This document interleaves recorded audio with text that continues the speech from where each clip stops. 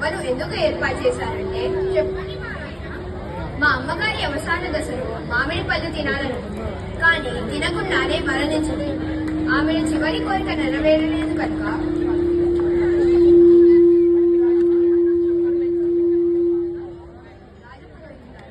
ఏం చేయాలో సెలవివ్వండి.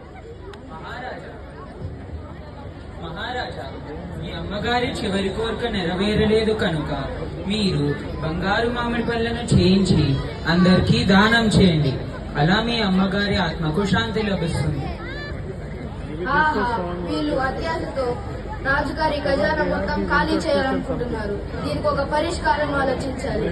మరునాడు నేను ఈ ద్వారం దగ్గర నిలబడి అందరికీ బాధలు పెట్టి రాజుగారి కళ్ళు తెరిపిస్తాను.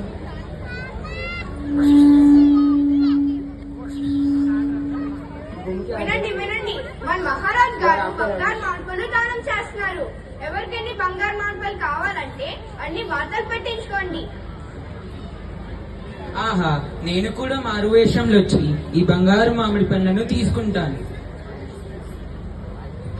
నాకు 2 వార్తలు. నాకు 3 వార్తలు. సరే. అబ్బా, అయ్యో ఆపు. బా మా అయ్యో చాలు ఆపు. నేను 3 వాతలు పెట్టించుకున్నాను. నాకు 3 మామిడి పళ్ళు ఇవ్వండి. ఒకటే ఎందుకు ఇస్తున్నారు? నేను 2 వార్తలు పెట్టించుకున్నాను. నాకు 2 మామిడి పళ్ళు కావాలి. ఎందుకు ఒకటి ఇస్తున్నారు? ఎవరక్కడ? అక్కడ ఏం జరుగుతుందో చూడండి, వెళ్ళండి. మహారాజా, ఇతని అక్కడ బయట ద్వారం దగ్గర వార్తలు పెడుతున్నారు. ఎవరు మీరు? అలా ఎందుకు వార్తలు పెడుతున్నారు? మహారాజా, మీ అమ్మగారు మామిడి పళ్ళు తినకుండా చనిపోయినందుకు ఆమె ఆత్మకు శాంతి కలగాలని మీరు అందరికీ బంగారు మామిడి పళ్ళు దానంగా ఇస్తుంది.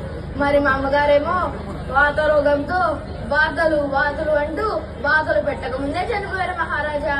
ఆమె ఆత్మకు శాంతి కలగాలని నేను కూడా వాతలు పెడుతున్నాను మహారాజా. మీరు బంగారు మామిడి పళ్ళు దానంగా ఇస్తున్నారు, మరి నేను వాతలు దానంగా ఇస్తున్నాను. క్షమించండి మహారాజా. బలా రామకృష్ణ బలా, మీ తెలివితేటలతో నా కళ్ళు తెరిపించారు. నా ఖజానా ఖాళీ కాకుండా కాపాడారు. ఇదిగోండి 100 బంగారు నాణాలు. ధన్యవాదాలు మహారాజా. ధన్యవాదాలు. ధన్యవాదాలు.